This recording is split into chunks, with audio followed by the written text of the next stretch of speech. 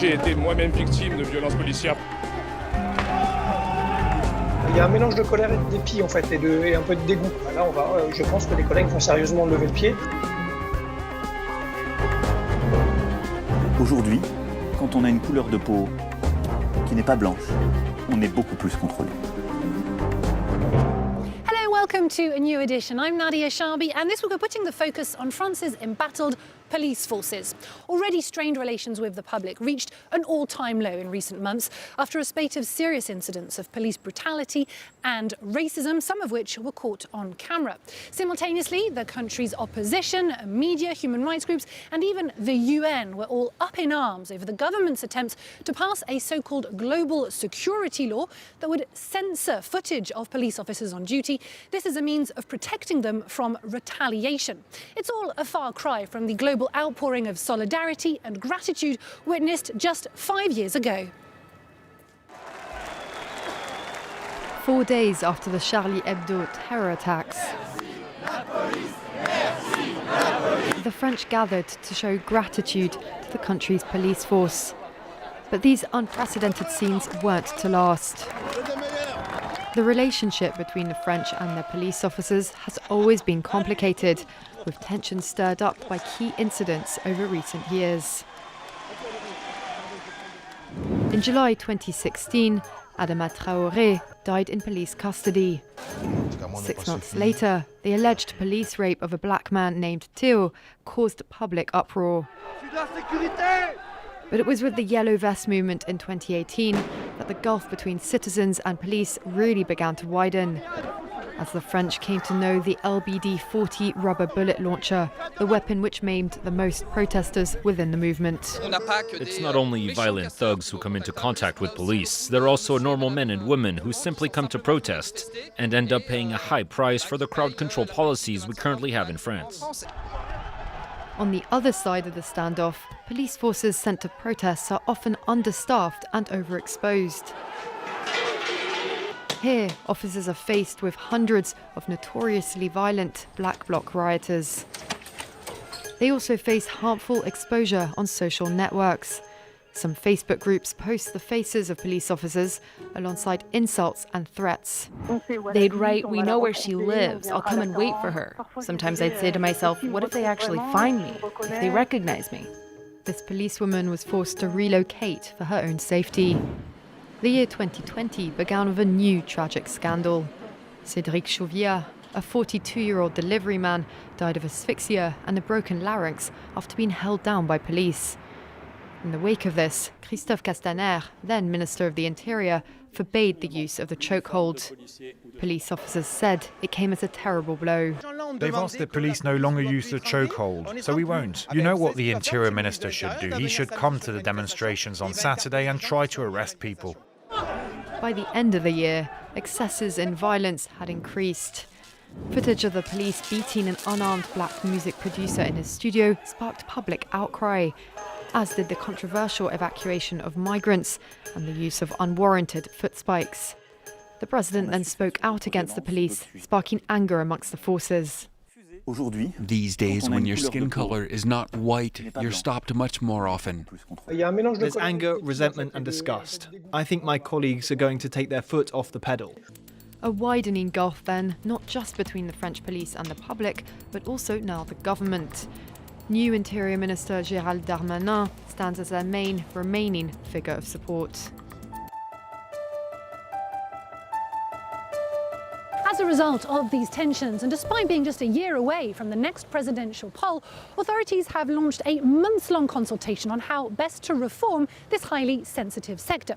Taking part are a number of French and international experts, as well as politicians from the local and national level, all addressing a number of issues, among which recruitment, training, oversight and resources, including the controversial use of body cameras. One of the police reforms being considered by the French government, prolonging officer training. In 2015, training for new agents lasted 12 months, but it was scaled back to just 8 months after that year's terror attacks. Following the attacks, the objective was to shorten certain trainings so as to recruit and deploy an additional 10,000 officers. Unfortunately, The quality of recruitment and training's deteriorated as a result. Another issue, new, inexperienced officers being assigned to difficult sectors. To address this, authorities are considering deploying more experienced agents for street patrols. Ensuring officers wear body cameras has also been proposed. Such cameras, attached to officers' vests, could help people when filing complaints and dissuade police from inappropriate behavior. The Interior Ministry says that French police departments have more than 10,000 body cameras. 30,000 more have been ordered, but that's a far cry from the 150,000 that would be needed to equip every officer in France. Plus, many of the ones in use aren't up to speed. We have body cameras in our sector, but a third of them run out of batteries after 2 or 3 hours because we bought low-quality cameras. Meanwhile, the Interior Ministry has already pledged €1 billion to renovate police stations and upgrade police vehicles. To get a sense of how police forces are likely to welcome such reforms and dig a little deeper into the causes of this crisis, I've come to meet political science professor and security expert Jacques de Maillard from the University of Versailles-Saint-Quentin. Jacques de Maillard, hello. Bonjour. Thank you very much for being with us. Amnesty International and the UN have called on France to address serious concerns over the country's police for over 15 years now. Why has there been no significant changes yet? Some proposals have been put forth, but they were insufficient. On the one hand, many don't realise reforms are needed until after an event occurs. On the other hand, the French Interior Ministry is more concerned with its own inner workings. The ministry is run by high-ranking police officers and officials. It has its own specific training school, which means that its leaders often have the same perception of how they should be working. They negotiate first and foremost with unions, relegating everyday citizens' concerns to the background. So that can explain why reforms haven't been successful.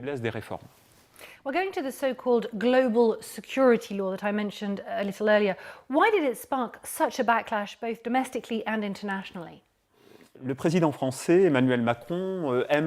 French President Emmanuel Macron likes to present himself as a leader of the free world, a defender of liberties. Internationally, he promotes freedom and human rights. But at home, he was doing the opposite. And foreign media outlets picked up on that discrepancy.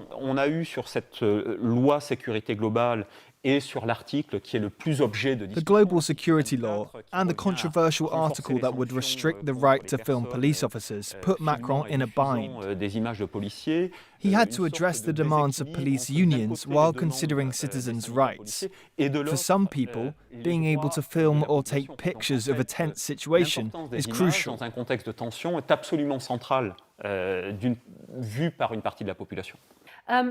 But why is this oversight issue, an accountability issue, so complicated for French police officers to get to grips with in France? Historically in France, the police are closely linked to the state. In France, you had police for the king, whereas in England, you had police for the people. This has evolved, of course. But today, you still have many police officers who view themselves as the embodiment of the state, and therefore as being entitled to legitimate physical violence. Because of this, they think they are immune to criticism. They feel like they are apart from the rest of the population, that everyone else is on the outside looking in. Because of this, they say that people don't understand what it's really like on the inside as a police officer. This mentality can be seen in many different professions, but in France it's accentuated, because police institutions here don't have a history of being open or transparent. Well, going to transparency and oversight, France's police oversight body, the IGPN, is also up for discussion in the coming months, with the Interior Minister indicating it's in need of, quote, a grooming session. Why? One of the biggest critiques of the IGPN is that it assigns police officers to investigate other police officers. In other Western countries, including the UK, independent watchdogs have been created to oversee police conduct. Those watchdog agencies have both police officers and other staff members from different professional backgrounds. But most importantly, these agencies are independent of police institutions. This issue has been in the spotlight recently here in France. There have been several cases where the IGPN was found to have been biased in its investigations. Here, as elsewhere in the US, most notably, racism has long gone hand in hand with incidents of police brutality and discrimination. Is that just a symptom of a larger issue here in France, or is there perhaps a political element there? Issues of racism and discrimination, which are not quite the same issues, I might add, shouldn't be viewed through a political lens. A French police officer is a civil servant. Civil servants must be neutral and adhere to certain ethical standards. When it comes to discrimination, officers should be reminded that cracking down on certain groups leads to negative consequences. We need to depoliticize this question and focus on developing a larger sense of professionalism within the police. Dépolitiser cette question et renforcer le professionnalisme des policiers. Jacques de Maillard, thank you very much. My pleasure. And with that, we leave this edition. Thank you for watching. Stay tuned to France 24.